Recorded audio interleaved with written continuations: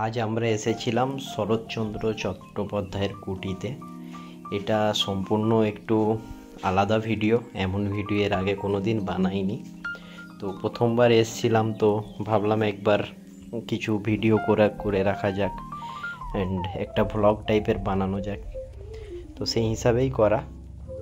তো এটা ওনার গেট ছিল। কেউ যদি এটা পড়তে চাই, এখানটা একটু পজ করে পড়ে নিও, কারণ এখানে আমি বলতে গেলে ভিডিওটা অনেকটা বেশি হয়ে যাবে, তো হয়তো কারোর ভালো লাগবে না। ওখানে ওই মহেশ একটা গল্প ছিল, ছোটোবেলায় আমরা পড়েছিলাম, তারই কিছু কোটেশন টাইপ কিছু লেখা ছিল। আর বাঁদিকে একটা ঢুকতেই ওনার স্ট্যাচু বানানো ছিল, খুব সুন্দর করে রাখা। আর এখানেও ডিটেলস দেওয়া আছে, ওনার জন্ম মৃত্যু সালকে এই স্মৃতি, তো এটা বানিয়েছিলেন গ্রন্থাগার। হ্যাঁ, ডিটেলসে দেওয়া আছে, কেউ যদি দেখতে চান সেটা একটু পজ করে দেখে নেবেন প্লিজ, এটা রিকোয়েস্ট থাকলো, কারণ আমি বলতে গেলে ভিডিওটা অনেকটা লেন্দি হয়ে যাবে।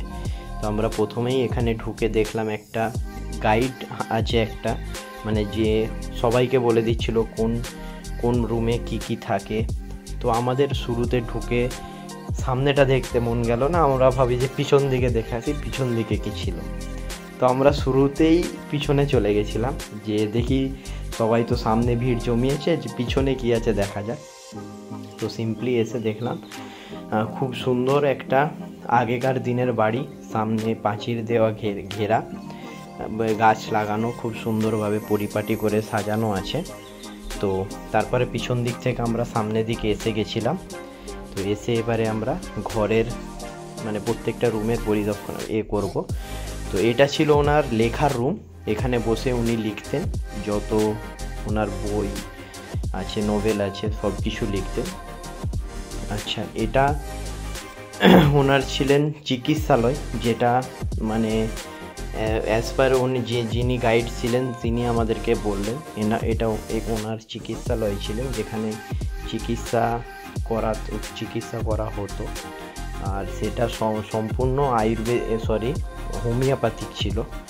আচ্ছা, তার পাশে আর একটা বেডরুম ছিল, ওটাও দেখাবো। এখানে কিছু নোটস দেওয়া আছে, তো সেগুলো ক্যাপচার করেছি, কেউ যদি ইচ্ছুক থাকে সেগুলো পজ করে দেখতে পারবেন। এটা বেডরুম ছিল ওনার, বা রেস্টরুম বলতে, বেডরুম ছিল যেখানে উনি ইউজ করতেন। এবং পাশে একটা ঠাকুর ঘর রাখা ছিল। তো রুমগুলো সবই ক্লোজ ছিল, আমরা জানালা দিয়ে দেখছিলাম আর ওখান থেকেই ভিডিও নিচ্ছিলাম। তো ওখান থেকে বেরিয়ে ওখান থেকে একটু সামনে চলে যাই, সামনে চলে গিয়ে আরও বাঁ দিকে এসে দেখি পিছনটা একটু উঠোন টাইপের আছে, আগেকার দিনের যেমন ঘর থাকতো। এখানে খুব সুন্দর করে পরিপাটি করে পরিষ্কার পরিচ্ছন্ন করে রাখা আছে। নো ডাউট যারা পরিচর্যা করে এখানকার খুবই নিট অ্যান্ড ক্লিন রেখেছে, মেনটেন রেখেছে। আর সিঁড়িটা হচ্ছে পিছন দিক থেকে ছিল। আর এই ঘরটা প্যাটার্নটা খুব সুন্দর, চারিদিক বারান্দা আছে, মাঝখানে ঘর, আর এই সাইড থেকে সিঁড়ি ছিল। তো সিঁড়ি দিয়ে আমরা উপরে উঠে গেছিলাম, উপরে কি আছে দেখার জন্য। আর এটা দেখলাম বৃষ্টির দিন ছিল, বাট ভিড় ভালোই হয়েছিল। আমরা ভেবেছিলাম হয়তো ফাঁকা থাকবে, বাট ভালোই ভিড় লেগেছিল। তো এখানেও সেম উপরের তলাতে একটাও মাঝে রুম, চারদিকে বারান্দা, এটা পিছন। আর নিচে যে এখনকার যেমন মার্বেল টাইলস লাগিয়ে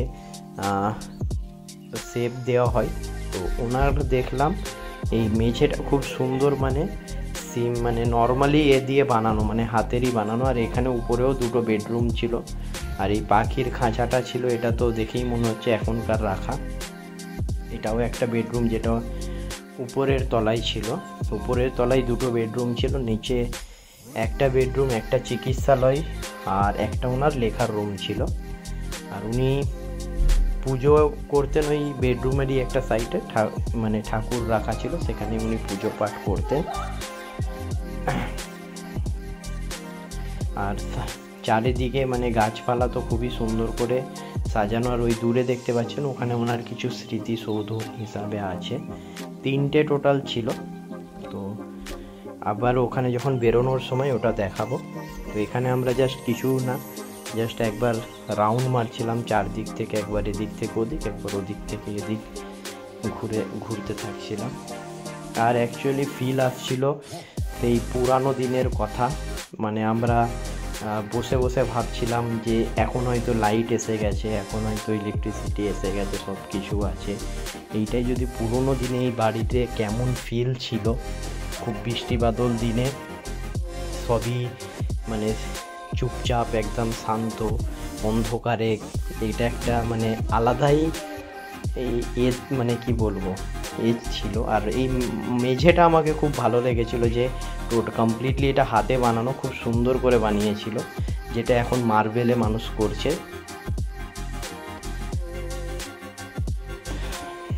আর পিছন দিকে একটা ছোট ঘর ছিল। তো আমাদের মানে ইচ্ছা হলো যে এটা কী ঘর, মেবি মনে হয়েছিল এটা কিচেন, বাট আমরা যখন গিয়ে দেখলাম ওখানে কিছুই ছিল না। আর ঘর থেকে বেরিয়ে সামনেই দেখলাম এটা একটা সান ঘাট ছিল, ইউজ করছিল। তো ওখান থেকে মোটামুটি বেরিয়ে এলাম, দেখার তো সব কিছুই হয়ে গেছিলো।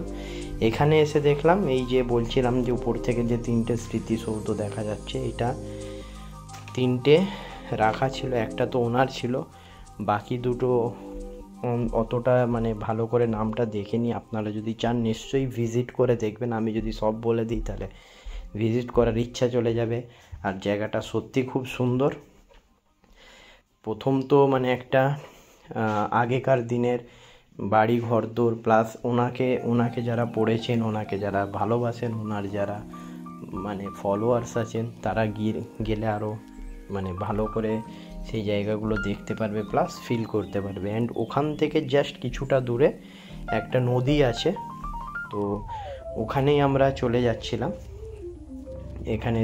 এখানের পার্ট শেষ করার পর তো এখানে দেখলাম যে ভালোই ভিড় লেগেছে, আর খুবই একটা সুন্দর পরিবেশ, যেখানে সন্ধেবেলা, এটা বিকালের দিকে সত্যি কথা বলতে খুব সুন্দর আড্ডা মারার জায়গা, পিকনিক স্পট, একটা ভালো সময় কাটানোর জায়গা, উইথ ফ্যামিলি, উইথ ফ্রেন্ড, যাকে ইচ্ছা। আর তার সঙ্গে এখানে আইসক্রিম, ফুচকা সব কিছুই বসে আছে। মানে রীতিমতো এখানে একটা বিকালের বা একটা দিনের কেউ যদি ট্যুর রাখে, মানে ছোট্ট ট্যুর, বড় ট্যুর না, খুবই ভালো কাটবে, এইটুকু মানে আশা করতে পারি। আর আমি কি বলবো, অনেকেই গেছে, অনেকেই ঘুরে এসছে। আমার যা শখ হয়েছিল আমিও গেছিলাম, তো সঙ্গে ভাবলাম যে ভিডিও বানাই, তো সেই হিসাবেই বানানো যায়। বাট এক্সপিরিয়েন্স খুবই ভালো ছিল, নো ডাউট।